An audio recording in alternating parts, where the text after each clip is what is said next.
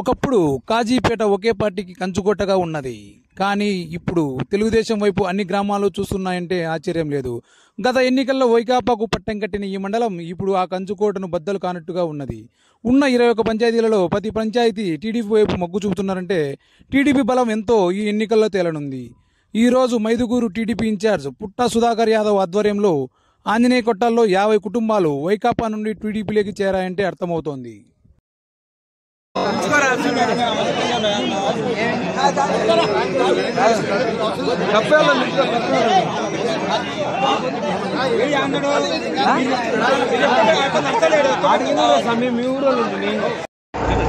ఆంజనేయ కుట్రాల్లో చూస్తుంటే చాలా సంతోషం అనిపిస్తుంది.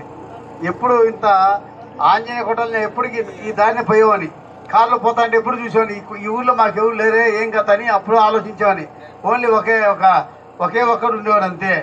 ఈరోజు మీ స్పందన చూస్తా అంటే నిజంగా కాజీపేటలోనే ఇంత స్పందన అంటే చాలా ఆశ్చర్యంగా ఉంది, చాలా సంతోషంగా ఉంది.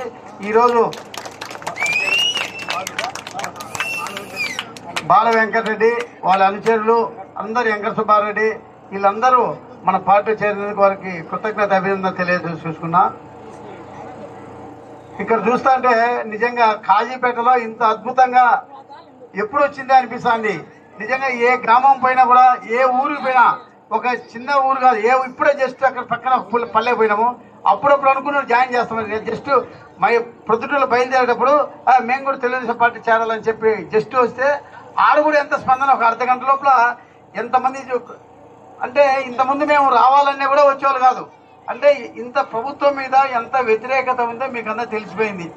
మీకు అందరికీ ఒకటే తెలియజేసినా, ఈ సైకో పాలన అయిపోయింది. ఇప్పుడు మీ చేతుల్లో ఉంది. ఇంకా ఉండేది 5 రోజుల టైం, 5 రోజులే టైం ఉండేది. మన భవిష్యత్తు మారాలంటే 5 రోజుల లోపల మనం మార్చగలుగుతాం. మీ చేతుల్లో ఉంది, మీరు ఆలోచించుకోండి. ఈ జగన్మోహన్ రెడ్డి ప్రజలను భయభ్రాంతులు చేసి పరిపాలన చేసే నాయకుడు జగన్మోహన్ రెడ్డి అయితే, మన చంద్రబాబు ప్రజలకు లోబడి ప్రజల కష్టాలు తెలుసుకొని ప్రజల కోసం చేసే నాయకుడు మన